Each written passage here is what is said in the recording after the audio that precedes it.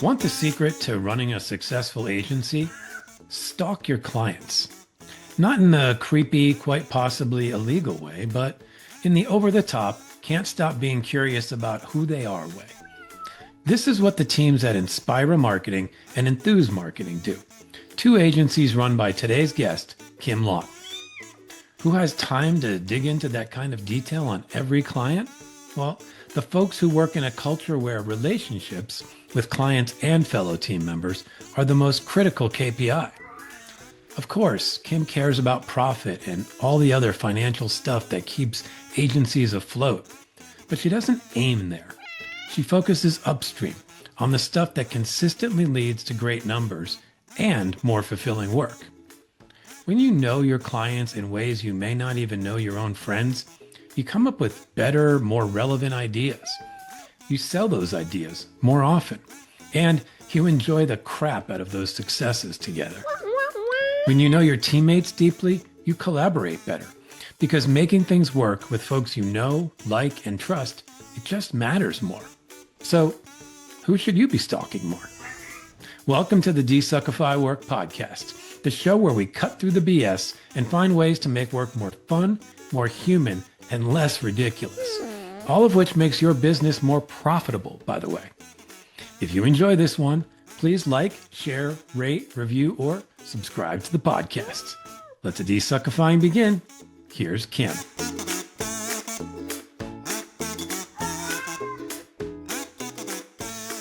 Okay, Kim Lawton, welcome to the DesuckifyWork podcast. Hi, TJ. How are you? I am doing well. I'm really excited to talk to you today. I love chatting with agency folks. I love chatting with folks who are running agencies, and you happen to run two of them, which is a fun and unique experience I can only imagine. But I'll give you a chance to tell the quick story of who you are and what you're doing in the world. Yeah, absolutely. Thank you.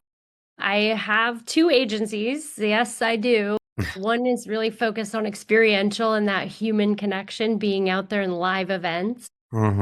And the other agency is more what I would say B2B2C, where we work with clients that have a distributor or some kind of middleman before their product gets out into the market. And we help market those products to those buyers so they can ultimately get to the consumer. So the hospitality space is a big one for that, beverage, alcohol. Okay. And anything you see in a bar, restaurant, hotel, that's kind of our sweet spot with that business. Yeah, it seems like a unique space and an interesting one from a, like, what do you do perspective, right? It's like, okay, most of us who have been in the agency world can understand, experiential and events and in person, that whole thing, IRL, as the kids like to say.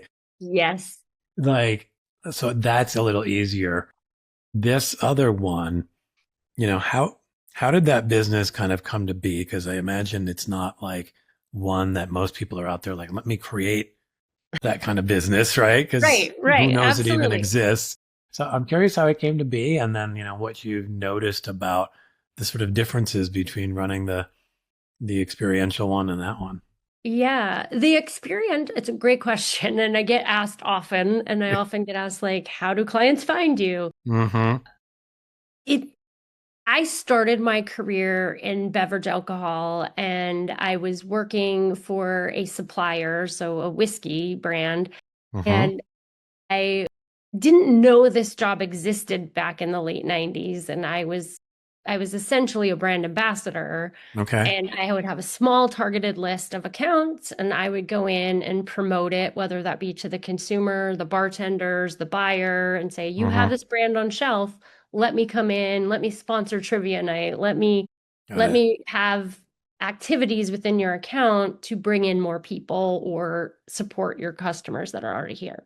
Okay. Now, I did that for many years. I then went on to teach a team how to do that across the country and then kind of built it. So I had always worked in that space. And then when we opened the agency, our first clients naturally were like, let's go to beer clients. Let's go to, because my business partner worked for Sam Adams and worked on the beer side in a similar role.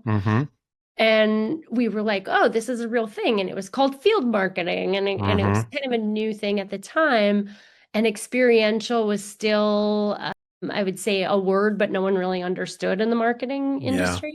They just thought it was an activation. And now that experiential has exploded, the Mm-hmm. agency of experiential kind of went one direction, which was big events and big activations. But Mm-hmm. this field marketing angle was still kind of niche or a lot of what I would say resources to stand up a team. If you had to do this and do this right, it was small, it didn't have really scale. Mm-hmm. And a lot of companies weren't, if they did it, it was more start stop, where they'd have a bunch of Mm-hmm. ambassadors out there for maybe 3 months or 6 weeks, or and it would just be these kind of hits. Yeah. We started showing value in the long-term engagement of Okay. hire full-time people, put them out there, put them alongside your distributors.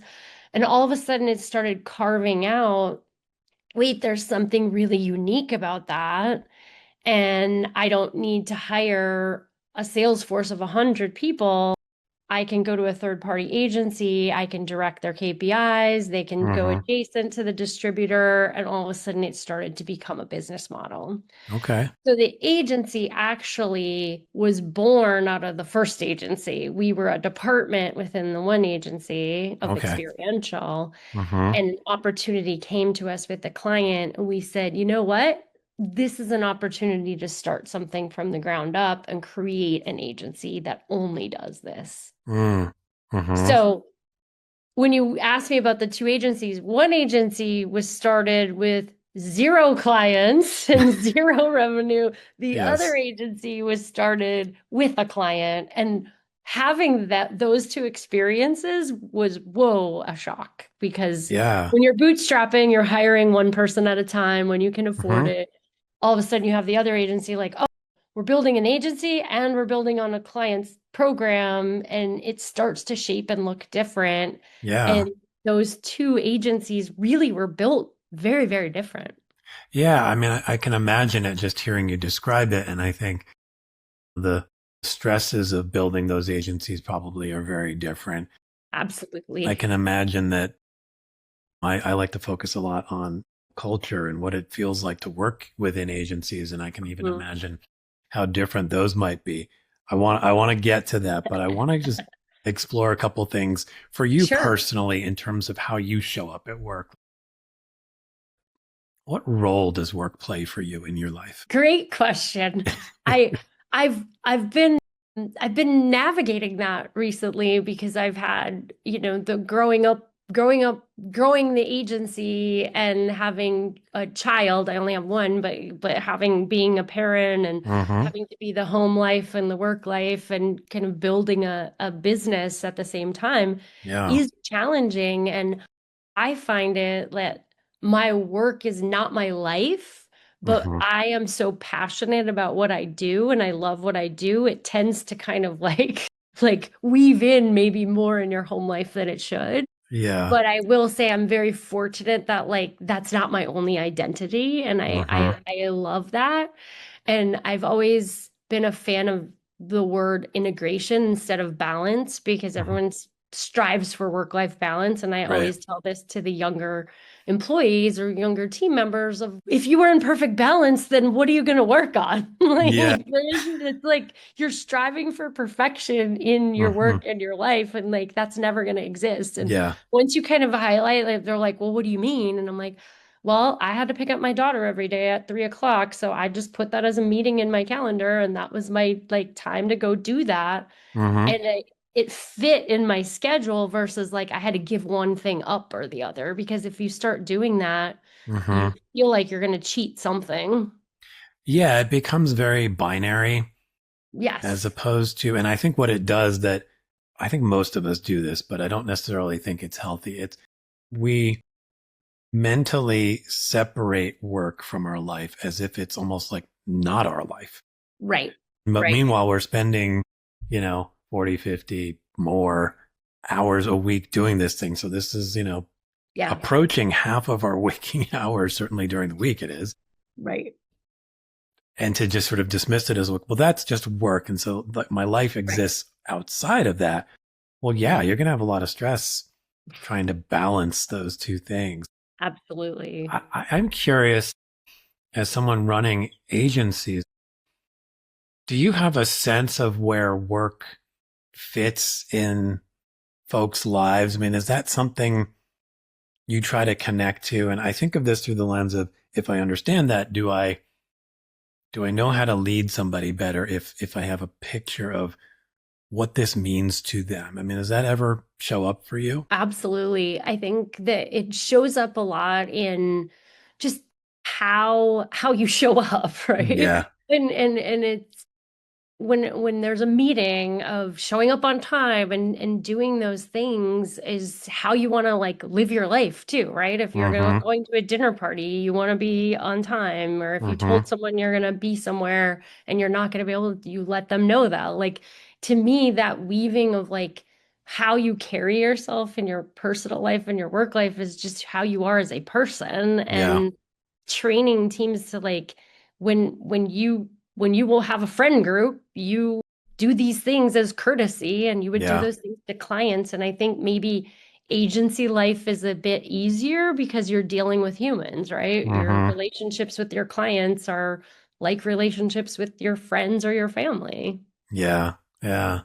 That's an interesting way of looking at it. I mean, I certainly think agency life tends to blur that world a little bit in terms of like, I think of Absolutely. like some of my best friends are folks I And your work with. peers. Yeah. Yeah. Yep. Your peers, Yeah. go to their weddings, Yeah. their Absolutely. I like, baby showers, yeah. their After a certain point, most of the weddings I was going to were people I worked with and became friends with. Yeah. yeah. Yeah. My daughter used to come here and do her homework, and someone came in my office and was chatting with me, and she goes, they only like you because you're the boss. That's like a real thing you can worry about though sometimes, right? It's like, like, but on some level, I think there's something to be said for being aware of that power Yeah. that you have to understand, like, okay, I need to recognize that people see me as the boss and therefore I have to work within that framework as opposed to Right. sort of thinking like we're always just buddy buddy. It's like we may be Right. friendly or even friends, but there is sometimes like the weight of your word Right. means something, Yes.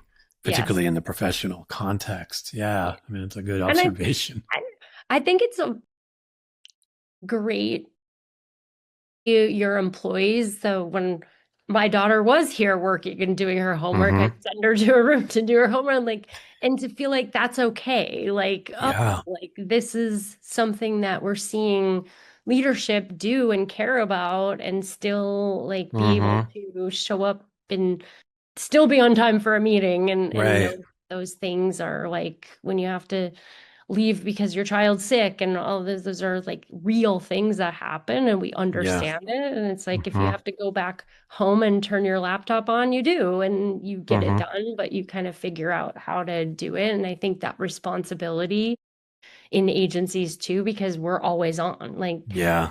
when they say, oh, are you closed between Christmas and the New Year, it's like if our clients are working, we are working. Yeah. Yeah. I mean, that's such a tricky thing. I mean, I think finding that coming back to integration of how do we integrate our lives into Yeah. the reality of the busyness. I love the sort of normalization of having your kid there doing their homework or being upfront with like, hey, my kid's sick. I gotta run Yeah. home. I'll probably jump back on You in an shouldn't have to hour. hide that. Yeah, Yeah. like that it doesn't have to be somehow taboo to Right. have a full life, right? Correct. And it's not an indication that you don't care about the Right. business and the work, especially when you see the head of the agency doing it. It's like, Right. It so kind of gives you that this is permission. okay. Yeah. Yeah, To be more real and real. yeah. Yeah. Yeah. But there's almost this expectation of like you're not human at work. Like it's like you have to Right. behave in a very odd way. Yeah. I'm Right. curious for you, what has been the thing that makes work the hardest, makes it suck the most? What makes work suck the most? Yeah. In this current moment, I think what makes it suck the most, and probably what everyone that comes on your podcast says is when a client says, "Well, just have AI do that," or Mm, just like, mhm. and I think that that's so hard. It's so hard to try to say, yes, we can have AI run an analysis of this research, and Right. then we're going to do this. But I think what is sucking about it isn't necessarily the AI, it's the learning that the junior staff are getting. Mm, And those moments of when you're in that and you're doing research, like I still take notes with my pen and papers because it's mhm. my way of learning. Yeah. And when you start doing shortcuts on things, you're missing out on actually the brain power that you need to lead those Yeah. clients. I And agree. in agency life, when I was in my 20s, I was like, agency life was like, the star, like it Uh-huh. was what you wanted to do, and it Of was the course. cool kids. Mm-hmm. Now it's like, well, I can make more money being a creator. I can make more money Mm-hmm. being doing Yeah. this, or going into finance, or going into VC. And Yeah. I think there's not that illusion or that aura of agency life is like a really fun creative industry. It's Yeah. the grind, and I think it's that, so there's not a lot of young talent knocking on the door to be like, I'll hustle, I'll put my sleeves up and I'll do Mm-hmm. it. And the ones that do come in that are hungry, maybe you're not getting the best experience because they're taking some shortcuts with AI. Yeah, I've definitely seen that. And a lot of folks, I think, to your point, are noticing that. And I think that's a big challenge because Yeah, ultimately the juniors become the leaders, right? And so right. how do they become equipped to understand not just I have a team and now I can have them do stuff, but like how do I process information if I've never Correct. really gotten in the weeds of it? How do I ask good questions? How do I Yeah. become more curious? And now I'm just Yeah. asking Claude or Chat GPT, and I'm Right.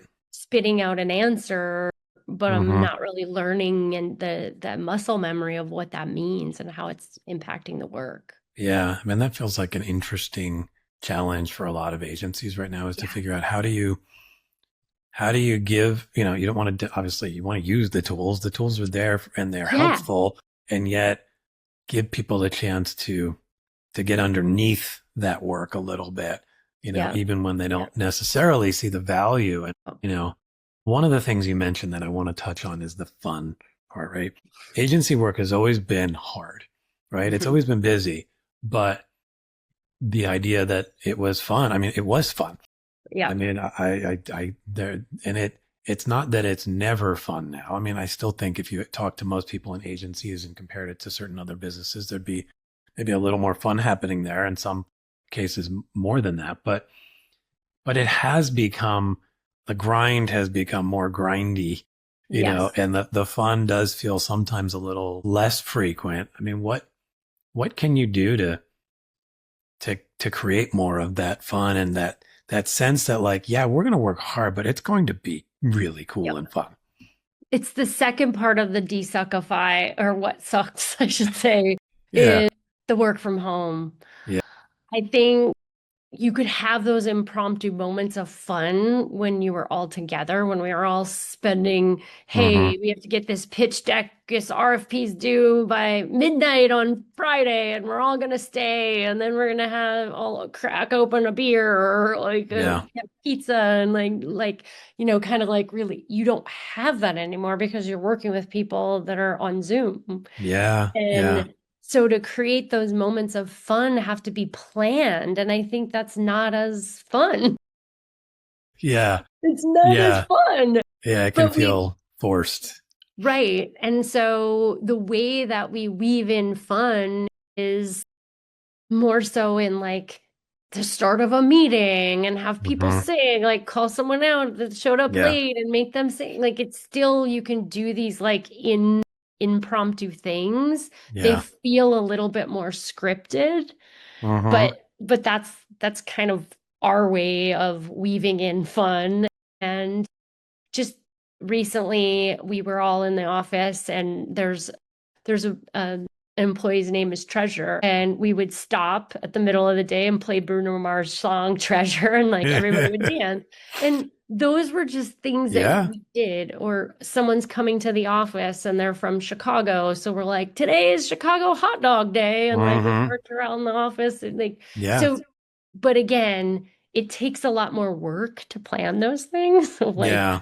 or there's a board and we write their name and we write something funny about them on the Hmm. board when we know someone's coming in. Yeah. But I feel like the fun has to be planned, but there Yeah. is still ways you could, you know, have fun and Yeah. make it enjoyable to like call into the Zoom. Yeah. I mean, I think that's a key point. Like when you do show up on the screens together, leaving space for Yep. that, and even sort of culturally encouraging the same kind of vibe that you might get in person, meaning it's Hmm. okay if there's moments where we veer off and we tell a joke about something or we recall Yep. something funny, and it's not like back to business, guys. It's more like, Yep. no, that is part of the business. I mean, Yep. especially a creative business. And Like, not take yourself too seriously, right? yes, Right. yes. I mean, I think it can be easier to get into that mode if I take myself too seriously when everything is a Yep. programmed Zoom call and there Yep. isn't that human energy just in the air. I Yeah. still think there's lots of benefits to remote work, but I think it's something you do have to be concerned about. I mean, how do you guys operate? Are you mostly remote, hybrid? How do you We integrate it all? we have 2 days a week in the office, but then there are some employees that are fully Fully remote. remote. Yeah. So that's, I think, another challenge of Mm-hmm. eat those that are remote. It's like, oh, there's free bagel or there's this, we're going to lunch. Like everyone's like, where's my lunch? Uh-huh. Yeah, it's tough. The FOMO of being remote. I mean, I experienced that a bit. I was in my last agency job. I moved from California to Arizona during the COVID experience, Yep. and Yep. then people started coming back in, and I was still here, and I was like, oh, this is a little weird. You need to work a little bit on how do you manage the Yeah. experience for everyone, which, yeah, I mean, I think it can be done, but it is harder. And I think, to the extent that when people are in person, you get to really recharge that fun battery. Yep. I think that Absolutely. that makes a huge difference. Yeah. Yeah. And we budget for, we have three kind of places where we bring everybody together. So the top of the year, we bring both agencies together and there's one big meeting where we're all together and then we break Hmm. off into our separate. So that's what we call our kickstart. Then in the middle of the year, we just wrapped it up a couple of weeks ago. We had our summer event. Hmm. We do a similar format where we get together and then we have a dinner and drinks after, but there's some business meetings. And then the next day, there's breakout sessions for each agency.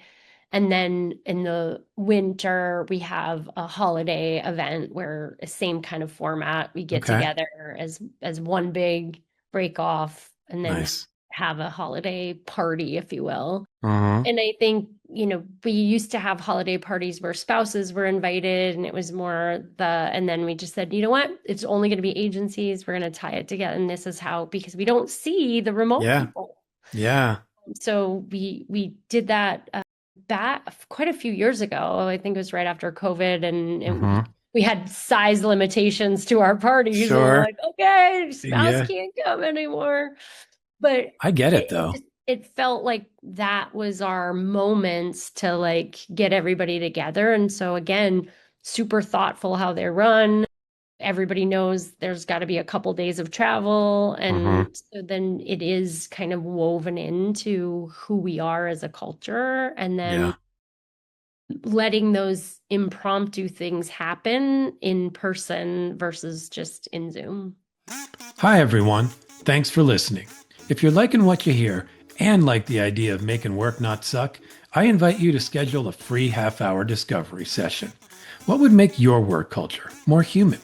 Let's talk about it. All right, back to the show. Yeah, I like that. I think that's a good shift you guys made, because if we're all there with our spouses, it's just natural that you just kind of like spend time with them. You want to, especially because they don't know Yeah. anybody, so you feel like, and so it makes that connection with everyone else a little bit trickier. Right. So giving it more of a dedicated space just for the team, I can see how that would make it more meaningful Yeah. and help build those relationships. Cause I think that those are so important, right? Like that Yeah. there is a, for lack of a better term, sort of a good hangover from those kinds of meetings where it's like, now I'm more bonded Yep. with these folks, especially if I'm So one of the funny. folks. One of the meetings is called bonfire. Get around the fire and bond. I love that. I But love that. of course, we're creatives. We have to have a name for all of Of our course. meetings. We Of can't just say course. it's a meeting. It's like, Yes. Yes. Yes. but it's funny you say that too about spouses and just the attendance. Also, leadership. So some of our leadership, our executive leadership team is remote. Mm, So they come in once a yeah. quarter and we have leadership meetings and we make them, if they're not in the office, then we have them come in that full week. So they have Hmm. exposure to the team Oh, that's and great. they're not just coming in to meet with the other leaders, they're spending time.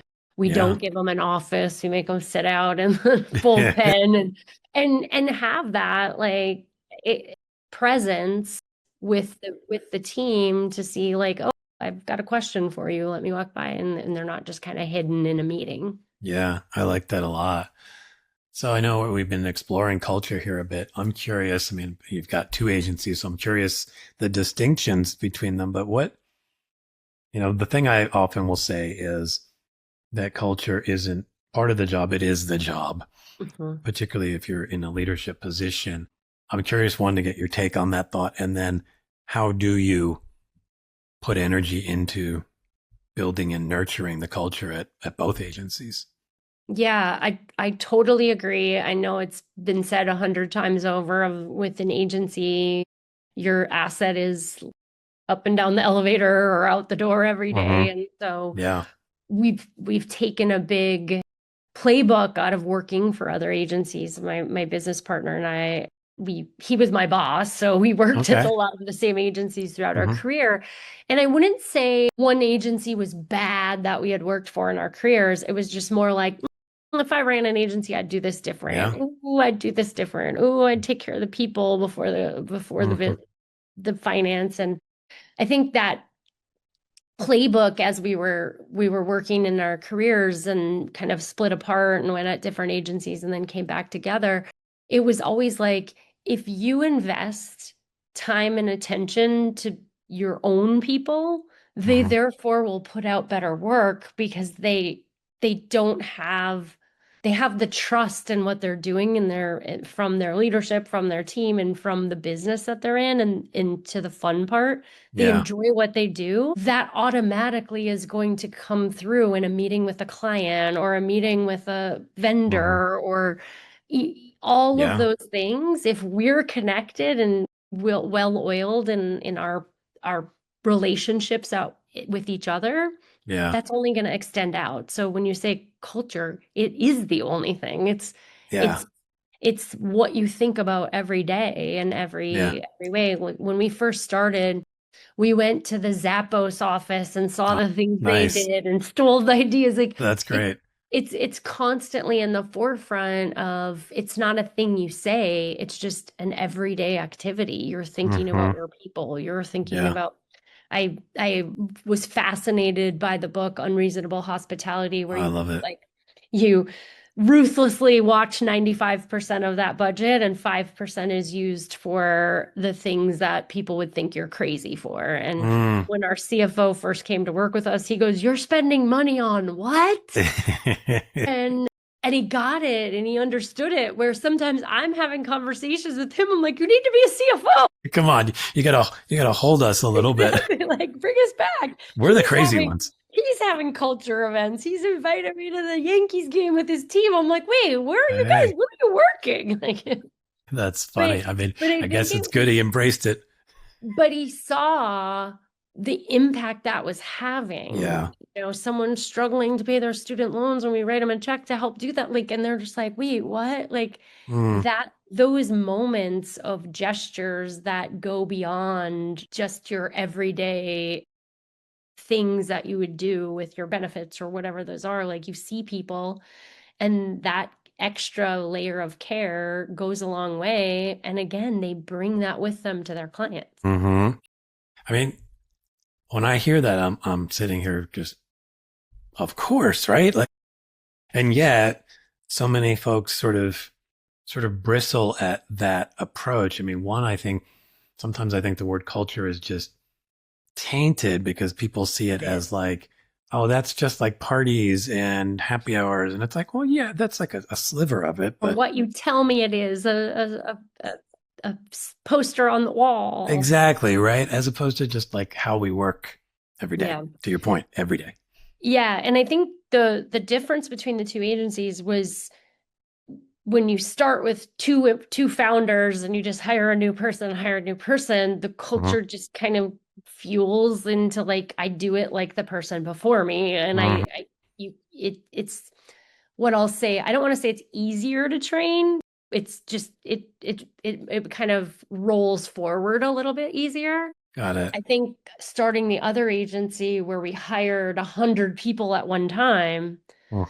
they're coming all from, they're like, I don't buy into what you're saying. I have my own vision of what that means. Yeah. So it took a lot more work and Mm-hmm. discipline to be proving it and doing it every day than it Yeah. did with the agency that we were building one person at a time. Yeah. That makes a lot of sense. I hadn't thought about how deeply different those experiences would be. And it sort of reminds me of, I mean, if you think about the advertising and marketing business right now, there's been a lot of disruption and mergers and acquisitions at the big level. Yeah. And I think it's a similar kind of thing, right? I can imagine, you take two of the largest marketing holding companies in the world and they got smashed together, right? Yeah. Like there's going to be a lot of people going, what in the world are you talking about? What are you doing? I don't do it that way. And Right. that's like massively hard to do. And at any scale, that's hard. Hmm. Meaning if you brought in five new people because you want a piece of business and like that Hmm. has the potential to create that Yes. disruption. Yeah. And then there's the 100 that you hired for the new agency, et cetera. I mean, Uh-huh. how, what do you find is most helpful when you've got a lot of people kind of furrowing their brows at like, who are you? What are we doing? And when you're building the plane at the same time Yeah, and right. building the program, Yeah, like what the helps lessons people? that I think consistency and just communication, really Okay. having that core set of managers that are having conversations of like the reasons we're doing these things, why it matters, and how to communicate that to your team so that whatever I'm saying, whatever the next level down, there's nothing missed. And Mm, you have to pay so much attention, and it was something I recognized. I'm like, oh, well, I just told the next level down and it just magically happens. yeah. That was a big learning for me that it didn't just magically happen. It Mm, had to go upside, downside, around yeah. side, and like Mm-hmm. and what might seem very, very simple communication, repeat over and over, and Mm-hmm. consistency, and Yeah. making sure every time that same question happened there was like, and I think once we learned how to communicate downwards, sideways, and all of the above, Mm-hmm. all of it started to be like, okay, this person might have a different vision, but I know the like everybody wants it this way. Yeah. And there was no kind of like, I'm coming in with experience and I'm just going to do it my way, which Mm-hmm. happens. Sure. Yeah. Yeah. And And understandable, right? It yeah, worked for you. Yeah. right, right. Yeah. And I think at the first agency where we were building as we could and grew very what always describe as step change. Mm-hmm. We never overhired. We Yeah. would get the team together and we'd say, look, there's going to be a quarter where it's going to be extremely busy. Yeah. But if we all jump in and we don't hire right now, we can have bigger bonuses and we will share that. And like Yeah. everybody jumped in. So we Mm-hmm. didn't have kind of that disruption of every time a new client came or we got busy, it was Yeah. like freelance pool or this or that. Mm-hmm. We all kind of stepped in. Now, I will say it made us a little more generic, like people in account were doing production, or like, and Yeah. Got it. it made a little all hands that Mm-hmm. was harder to break down as we grew. Yeah. However, I do stand by how we did it in the moment because Yeah. I have seen the other way where big client comes in, you hire 5 new people, and then that disrupts, and 5 new people, Yeah. and all of a sudden your culture that you've worked so hard to build Yeah. starts to like get holes in it. Yeah. No, and that's huge. Like we've said, I mean, that's everything. So if everything falls apart, well, everything kind of falls apart. Right. And it's much easier to say, don't do creative production anymore. Like you're not Right. trafficking, you're an account person. Like it's much Mm-hmm. easier to send them that way than it is to have a bunch of new hires come in and then be like, Yeah. wait, what do I do now? Yeah. No, I can see that. And I think there's value in that experience of wearing all the hats too. I I think agree. you I just agree. understand There's each other empathy for the better. role. Yeah. Yeah. Yeah. You mentioned the concept of, you know, focusing on the people before the numbers. Hmm. I love the sound of that because I think that there's something very smart about that. How how do you do that? Because I think for a lot of people, they'd be like, that's crazy. What are you doing? Like it seems like, you know, particularly when there's so much crunch on the numbers Yeah. these days. So what does that actually look like for you guys?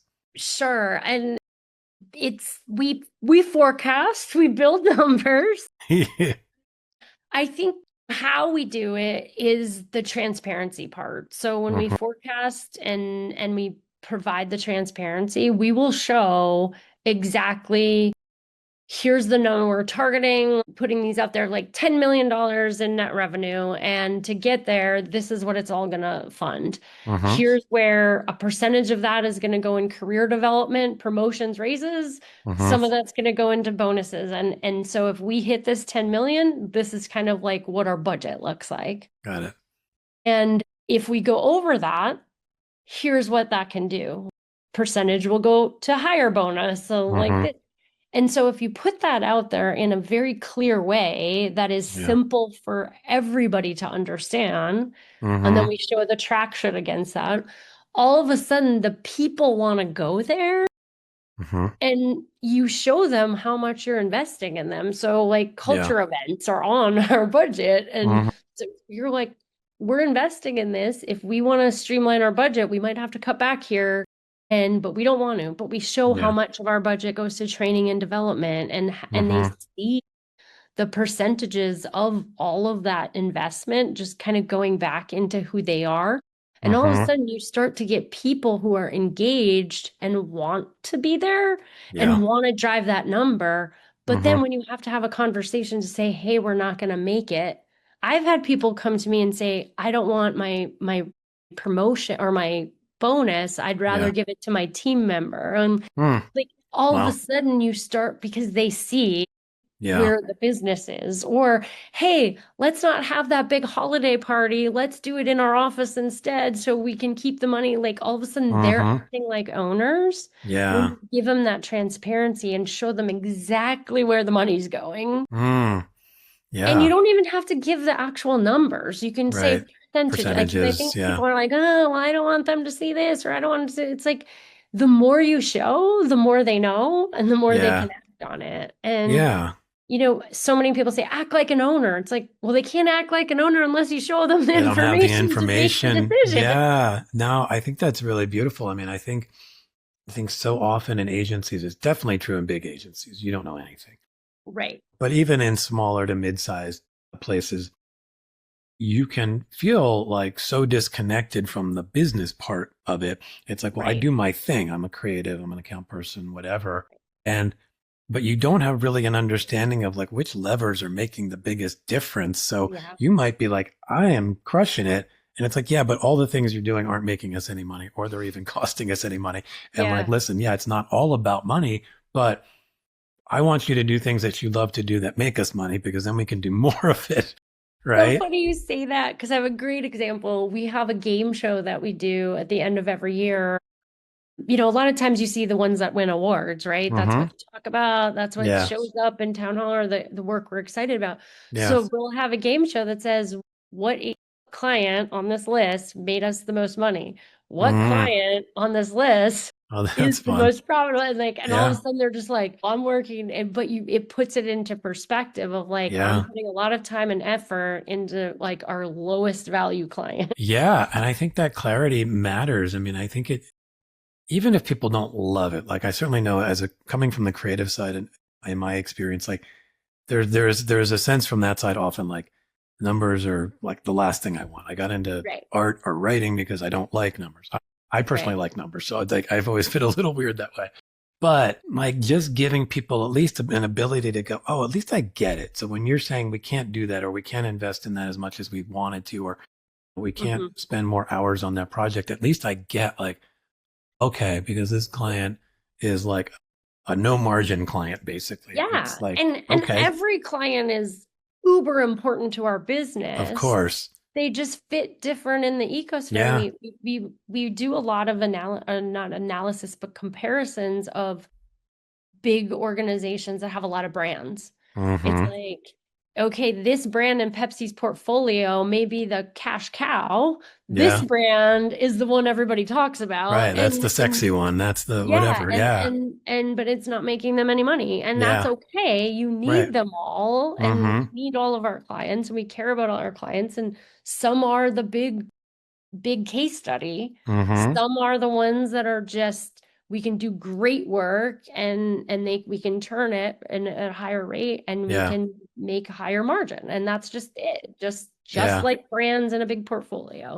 Yeah. There's something eye opening, I think, just honestly for a lot of folks, just reminding folks that the agency world is still a business because it's so different that it Like, doesn't always sort of feel that way, especially when it is kind of fun and crazy. But like a lot of people get into it, and I'll say this was true for me, partly because it's not like any other business, but it doesn't mean it's not a business.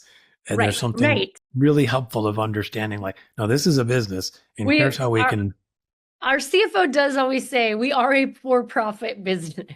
Yeah, I mean, it's okay. It's good to be that, right? And then it's just like, well, what? How do we have fun and do great work in that environment as opposed to it Yeah. having to feel like a weight? But I also think it's so interesting to have conversations with junior people like, well, the client needs it this or they need this. And I was like, oh, are they paying us rush charges or extra fees? Yeah. And it's like, no. It's like, oh, well, why not? I never asked. And then they go ask, and the client's like, of course I would do that because I asked you for like Right. sometimes they just think that it's not okay to ask that. And I'm like, Mm, yeah. no, it's their clients don't expect that. And Right. if they do, there's a bigger conversation. But I think Well, sometimes yeah. your brain is just like, oh, I gotta go jump and do it. And I don't know Yeah. that, oh, Yeah. this I is a think, business and I should be asking for this. yeah, that's a good perspective too. And I think that takes, you know, some training for people to understand that. And also like, if you don't do it, you're then training the client to just go, oh, I don't need to pay more to Like, make, you know, you did it last time. crazier and crazier Or demands. Yeah. another tip we do is capture it, show it as zero charge on an invoice to show that we did it and it would have cost you Yeah. this much money, just so that there's a record of it and There's an added value. It's awareness like, of like, hey, yeah, we this did is a this. step we took. We didn't charge you for it gratis. You're welcome, but here's Yeah. what it should have cost you. And just Yeah. have that business dialogue about it. It's like Hmm. what I always say when a bartender comps me a drink, so like I then compensate with a tip. Like, Yes. Yeah. like, Yeah. There's an understanding. Yeah. I really love that. It's such a small but important detail that like, those are like, it's funny because even in a way, like that's culture. Like, how do yes, we work? How do we work with each other? How do we work with our clients?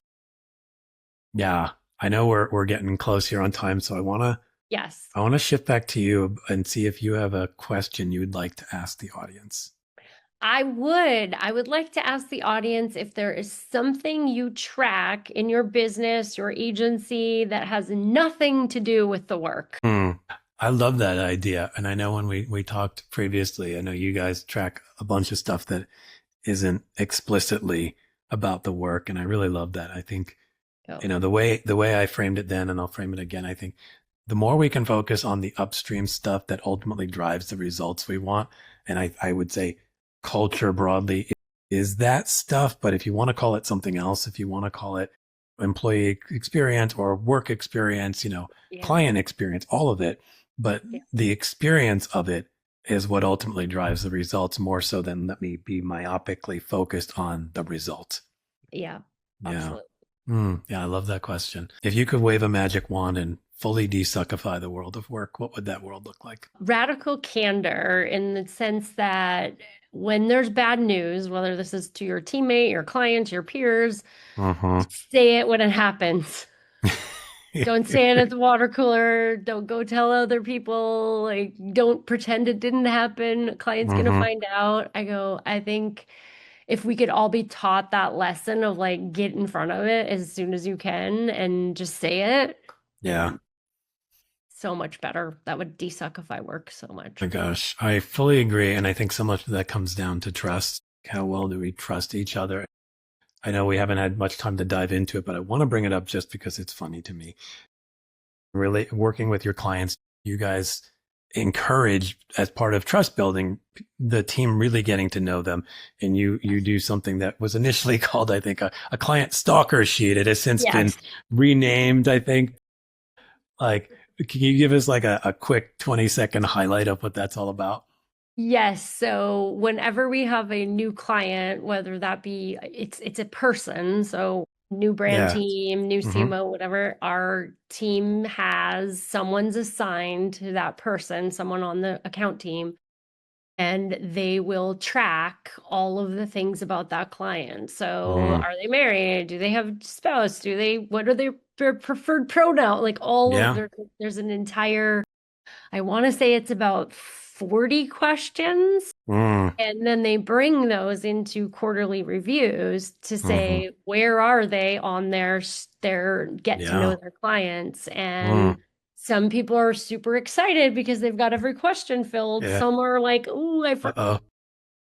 Yeah. But it's even like, do they have allergies? What kind of food do they like? Yeah. Like, do they Yeah. like, and some of it is about even communication. Yeah.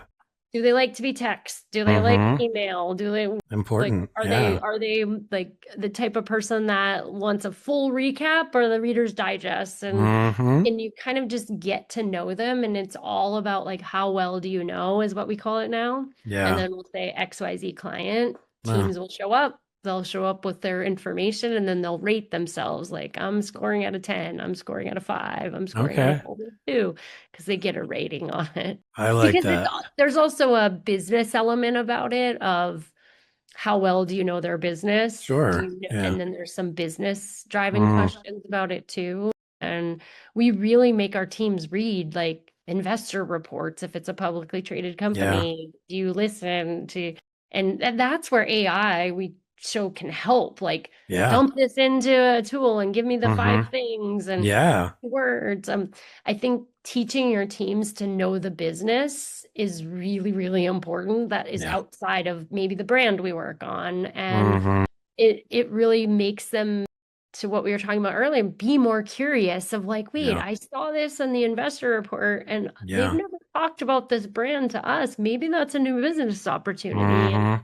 all of a sudden you show them what that information can do and how it can help drive even our work when we want to bring big creative thinking. We're like, well, here's the brands they're investing in. You're talking Yeah. about a brand that they're not investing in. So Yeah. It's a great you, point, right? It might look cool, might look fun, might look interesting, relevant, but yeah, if they're not putting money into it, you're yeah. wasting everyone's time. And so that business kind of mixed with the personal is the intersection to your point of just like how we want to like understand our culture and Yeah. we want to know our clients as well as we know our own people. And Yeah. and I think they think it's fun when they know like, oh, they have 3 dogs and I love dogs, so I'm gonna Yeah. send them a dog toy. So like, Yeah. No, it makes a difference. I mean, it's again, I think we disassociate from our humanness sometimes in work settings. And so that just cultivates it I, back. I Yeah. think we put, and I did it when I was young. Of course I did. I was like, oh my gosh, I'm meeting with this person, the CMO. They're so Yeah. important and they're so like, Hmm. I can't say the wrong thing and I can't do the, like, I have to be Hmm. perfect. And all of a sudden you're like, wait, they're a human. Yeah. They Yeah. breathe, eat, sleep. They Yeah. do everything that They I worry do. about things we worry about. They get excited Yeah. about the same kinds of stuff. Yeah. I love that. Well, Yeah. I know we've talked a little bit about fun today, so I want to have a little fun here. My show, I use a lot of sound effects. I'm a cat guy, so you'll hear meows and other stuff in the intro to this show. And I always invite the guests to do a sound. So are you up for making one for our show? I'll up for making one. I don't know if it'll be very good. That's okay. That's not a requirement. Okay. My sound is I always wanted to be a DJ in my second life, so I'm gonna like wah, wah, wah, scratch on the keyboard. I love that. I love that. That's funny. That's a perfect example of one of those little nuggets that somebody might not know for years about you, like that you always Yes. wanted to be a DJ. And that's like suddenly like I feel like I know you more, Yeah, like just from that. So that's beautiful. I love you. Love that. Thank you for sharing that. The absolutely. last question is where can people learn more about the agency is more about you or following you anywhere? What's the best way to Yeah, the connect with you these best days? place to find me is, the work trail or the social medias for work, LinkedIn. It's Kim Mm-hmm. Lawton. Our agencies are Enthuse Marketing and Inspira Marketing, but you Okay. can find me on LinkedIn at Kim Lawton.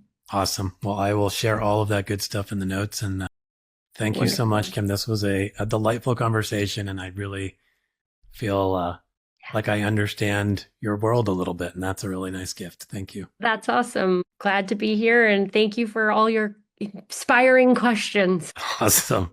Thank you. Take Thanks. care. Thanks, everyone, for tuning into the Desuckify Work podcast. And a huge thanks to Kim for bringing a wonderfully human perspective on agency life to the show. You can follow Kim on LinkedIn and check out her agencies at enthuse-marketing.com and inspiramarketing.com. If you enjoyed the conversation and would like to explore what a more human work culture could look like, I invite you to schedule a free half-hour discovery session. Type meow in the calendar invite, and I'll also send you a free Desuckify Work t-shirt. Bye, everyone.